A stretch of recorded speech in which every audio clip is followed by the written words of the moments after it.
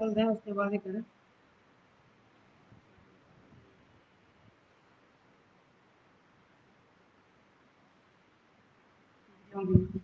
नमस्कार। पीपीटी पे क्लिक कीजिए।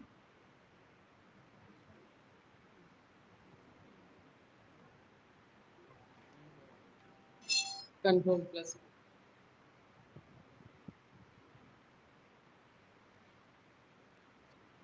नमस्कार। मैं कमल किशोर, प्रवक्ता शोध SCRT लखनऊ।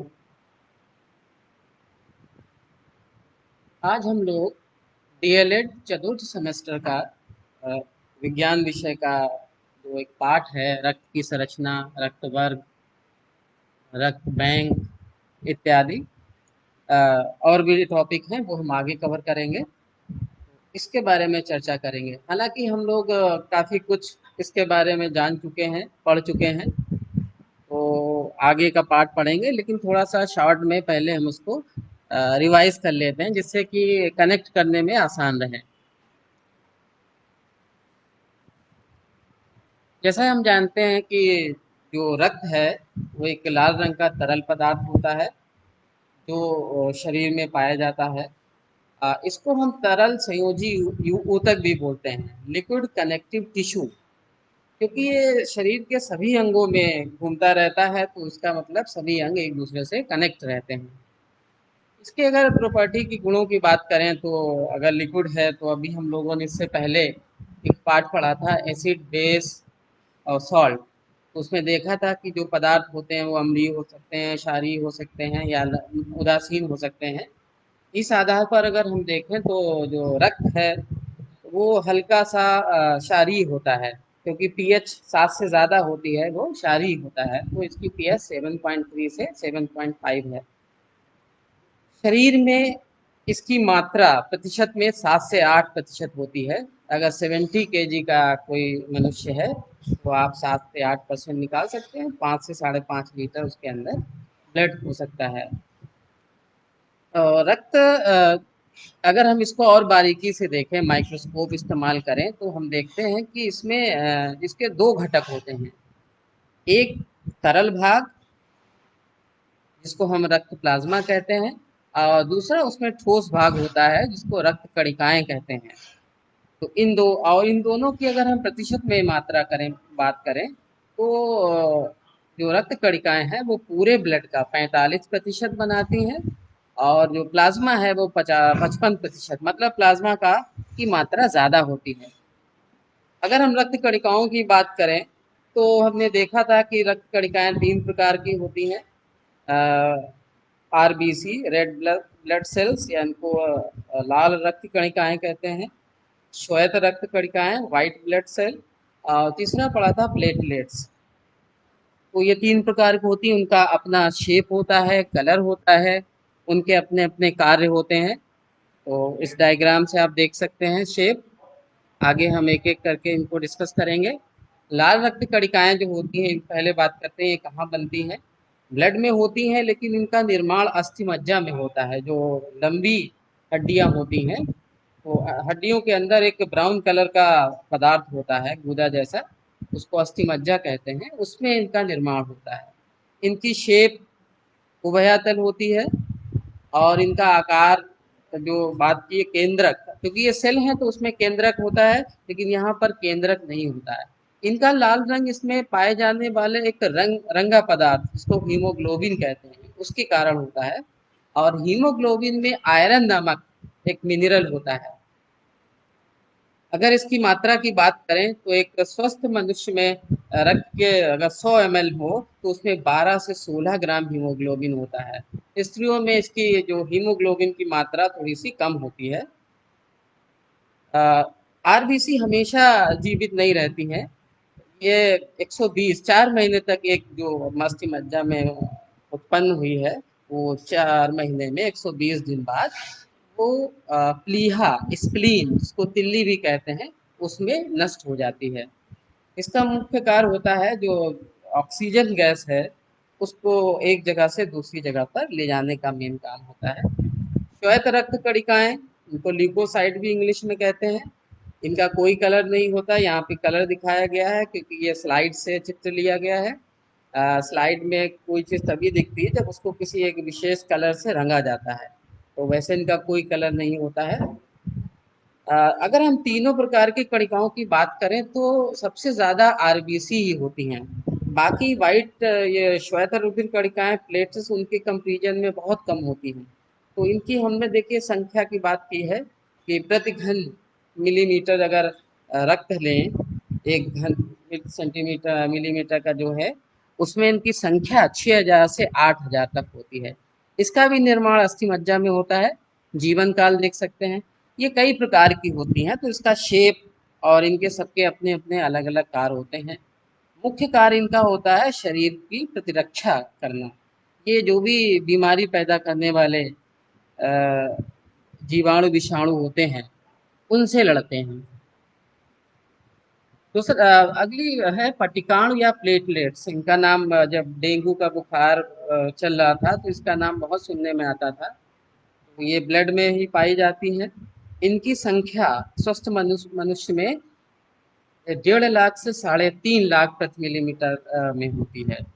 इनका मुख्य कारक काम होता है कि रक्त का थक्का जमाने में इनकी सहायता। और भी चीजें हैं जो बड़ा रक्त का थक्का जमाने में सहयोग करती हैं, लेकिन इसका भी काम है। इसलिए उस समय देखा होगा कि जब डेंगू बुखार जिसको ज़्यादा दिन हो जाता था, तो उसके नाक से या बॉडी के और पार्ट्स में खून निकलने लगता, क्योंकि इनकी संख्या कम होती थी तो ब्लड जमने में पतला हो जाता था ब्लड।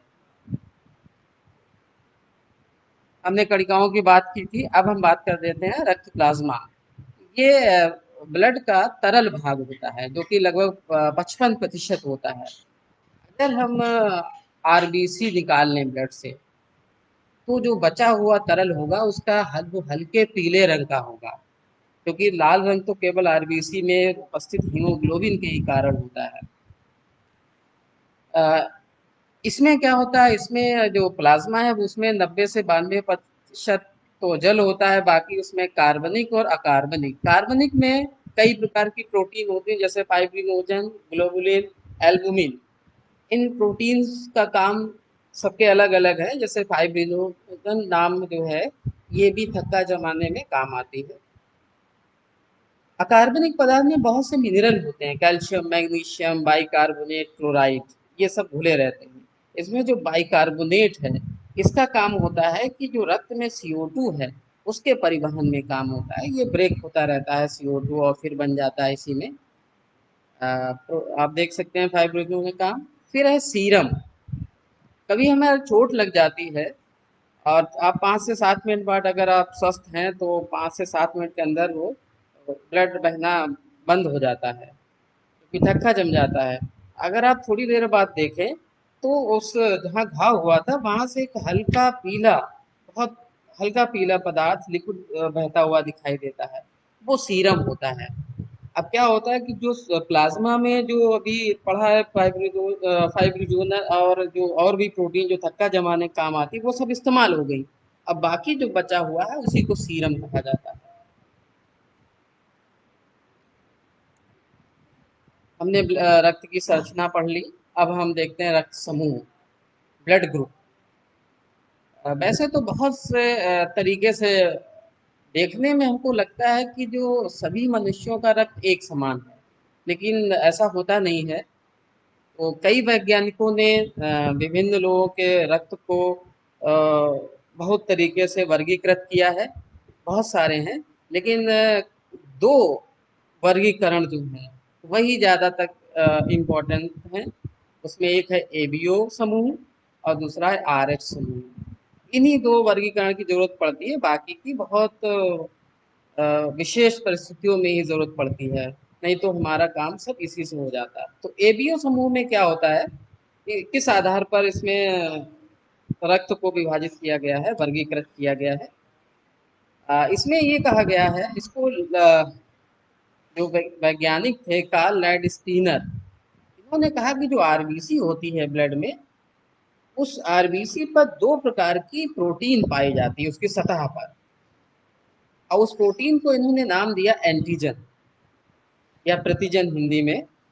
प्रतिजन वैसे होता क्या है, ये हमारे शरीर में रक्त में कोई भी ऐसी चीज जो हमें नुकसान पहुंचा सकती है, माइक्रो ऑर्गेनिज्म जैसे बैक्टीरिया, वायरस, फंजाई, ये पहुंच जाएं या कोई हानिकारक चीज, तो ये उसके विरुद्ध एंटीबॉडी पैदा करते हैं, मतलब उसके विरोधी पैदा कर देते हैं। ये हमारी बॉडी सतर्क हो जाती है जैसे कोई हमें हानि पहुंचाने पहुंचाने वाली चीज होती है। तो इनका दो प्रकार की होती है एंटीजन, किसी के ब्लड में एक टाइप की है, किसी में दूसरे टाइप की, तो उनको ए और बी नाम है। और जिस व्यक्ति के रक्त में ए प्रकार का एंटीजन है उसको ब्लड ग्रुप ए का व्यक्ति कहा जाता है, और जिसमें बी प्रकार का है उसको बी ग्रुप कह दिया जाता है। और कुछ व्यक्ति ऐसे हैं जिसमें ए और बी दोनों प्रकार के होते हैं उसके आरबीसी पर प्रतिजन, तो उसको ए बी ग्रुप का व्यक्ति कह दिया गया। और कुछ व्यक्ति ऐसे भी हैं जिसमें ए बी दोनों टाइप के प्रतिजन हैं ही नहीं, तो उसको ओ ग्रुप कह दिया गया। तो इस प्रकार से इस वर्गीकरण में रक्त को 4 ग्रुप में बांटा गया है। इसी के साथ जो वैज्ञानिक ने एबीओ समूह का बताया, उन्होंने ये भी कहा कि जो व्यक्ति होते हैं ए बी और ओ समूह वाले, इनके आरबीसी पर तो एंटीजन ए बी या कोई नहीं ऐसा होगा, और इनके जो रक्त प्लाज्मा है उसमें एक एंटीबॉडी, जिसको शरीर प्रतिरोधी एंटीबॉडी, वही जो हमारे शरीर में मान लिया बैक्टीरिया चला गया तो उसके विरुद्ध लड़ाई करने के लिए, विरोध करने के लिए पैदा करती हैं चीज़ों को, उनको कहा जाता है प्रतिरक्षी या एंटीबॉडी, शरीर प्रतिरोधी, ये होते हैं। तो अब आप इस डायग्राम से समझ सकते हैं थोड़ा सा। अगर मान लिया किसी व्यक्ति का ब्लड ग्रुप ए है तो उसकी लाल रक्त कणिकाओं पर एंटीजन ए होगा, क्योंकि हमने एंटीजन के आधार पर ही उस व्यक्ति को ए ग्रुप का कहा। अब होगा क्या, इसकी इसी व्यक्ति ए वाले व्यक्ति के ब्लड के प्लाज्मा में एंटीबॉडी बी होगा। मतलब अगर इसके ब्लड में ए वाले में अगर हम मिला देंगे बी वाला, बी के ब्लड का मिला देंगे, तो क्योंकि उसके शरीर में बी प्लाज्मा में है, ये उसके विरोध काम करेगा, तो ए वाले को बी का खून नहीं दे सकते, तो ए वाले के प्लाज्मा में बी एंटीबॉडी होगा, बी के विरोधी। ऐसे बी वाले में एंटीजन तो ए होगा और उसके प्लाज्मा में ए एंटीबॉडी होगा, ए बी में कोई भी नहीं होगा, और ओ में एंटीजन नहीं है लेकिन एंटीबॉडी दोनों है।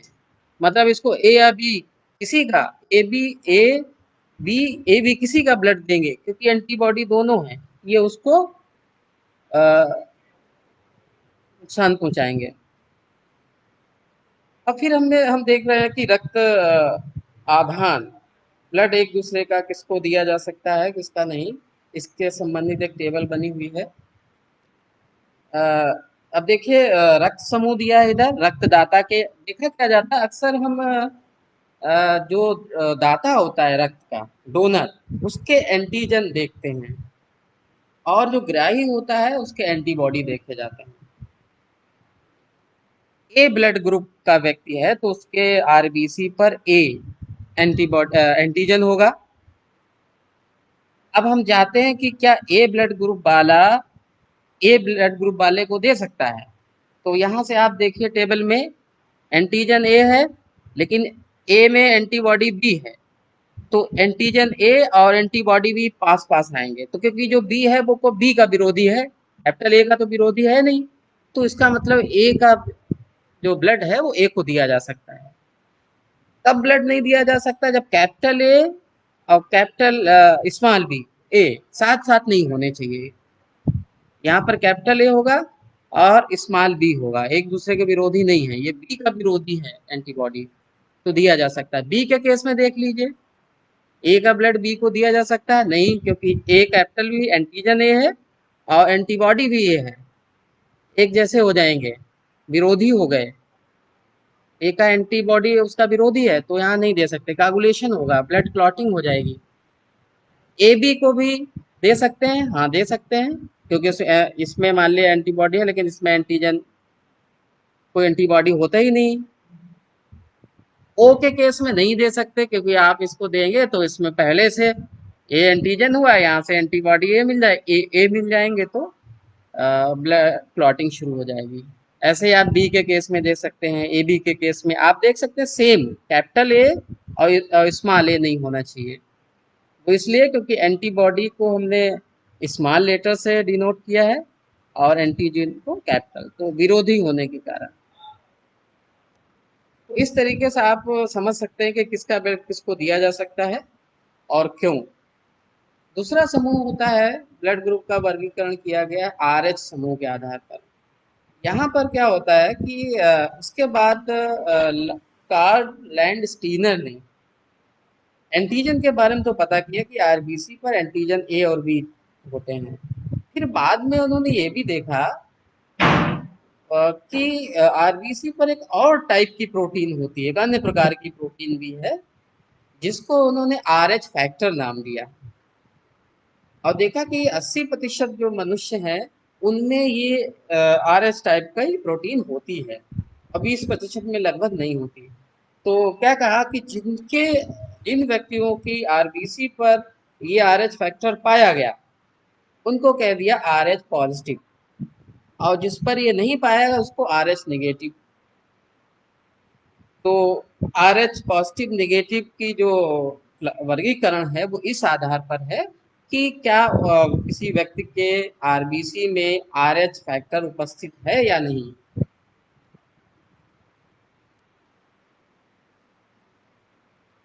अब इस आधार पर हम ये भी देख सकते हैं कि अभी तक हमने देखा 4 प्रकार के ब्लड ग्रुप थे, ए बी और ओ।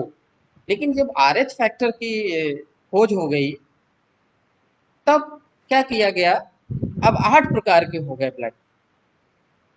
वो व्यक्ति जिनमें एंटीजन ए भी तो है ही, साथ में आर एच फैक्टर भी है, तो ऐसे व्यक्ति को हम पॉजिटिव कह दिया। और जिसमें नहीं है उनको निगेटिव, जैसे कह देते A plus, A minus, B plus, B minus, A B plus, A B minus, O plus, O minus. इसका मतलब 8 प्रकार के ग्रुप हो गया। किस आधार पर हमने प्लस माइनस कहा वो भी हम लोगों ने देखा है। अब हम एक देखना चाहते हैं कि आपने देखा होगा हॉस्पिटल वगैरह जाते हैं तो किस तरीके से ब्लड ग्रुप का टेस्ट करते हैं, वो आप भी जान सकते हैं। तो समूह कौन सा ब्लड ग्रुप है ये पता करने के लिए साधारण सा टेस्ट होता है।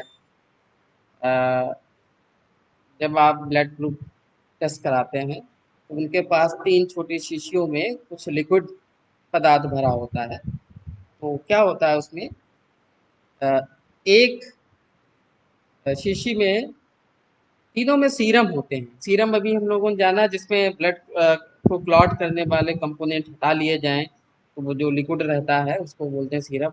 उसमें एंटीबॉडी मिलाए जाते हैं, ए एंटीबॉडी, बी और डी, 3 प्रकार। तो हम कहते हैं एंटी सीरम ए एक में होता है, दूसरे में एंटी सीरम बी और तीसरे में एंटी सीरम डी।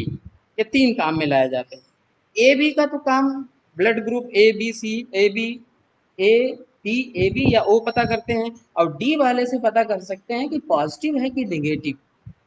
तो आप देखिए इसमें हमने टेबल इसमें लिखा हुआ है, यदि किसी भी सीरम में रक्त नहीं जमता, मान लिया आपके ब्लड में आपने कुछ ब्लड लिया गया उसमें उन्होंने ए एंटी सीरम की एक ड्रॉप मिलाई और उसको वो मिक्स किया, तो ब्लड क्लॉटिंग अगर नहीं हो रही है, उन्होंने ए भी मिलाया फिर बी भी मिलाया तो भी देखा कोई क्लॉटिंग नहीं हुई, इसका मतलब ओ ब्लड। इसके इस संबंध में अगर हम वीडियो देखें तो ज़्यादा प्रभावी रहेगा।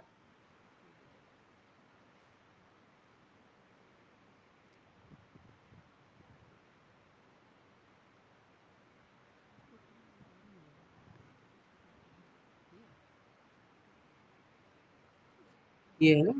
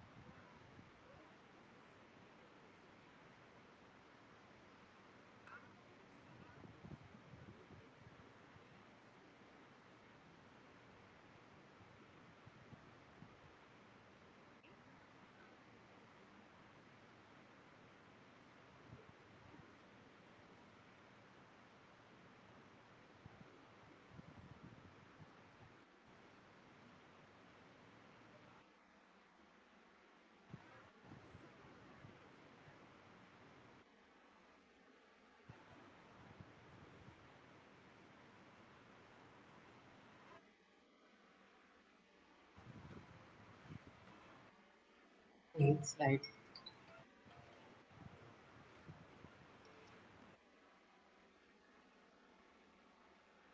स्लाइड।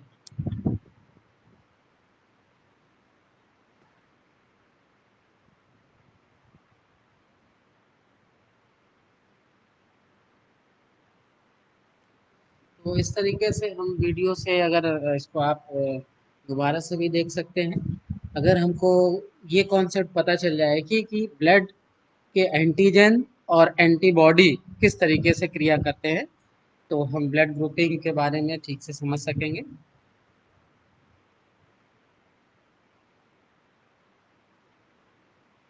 ये हम लोगों ने देखा कि RH फैक्टर को भी अगर हम इन्वॉल्व करते हैं तो ब्लड जो है वो 8 प्रकार का होता है।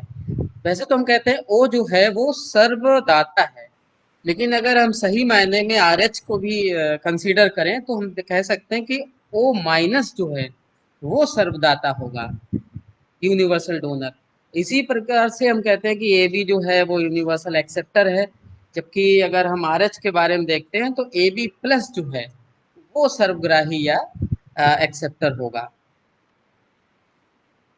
अभी हम लोग जो वीडियो देख रहे थे उसमें हमने देखा था कि ब्लड क्लॉटिंग करा के देखते हैं वो एंटीसेरा ए बी और टी से।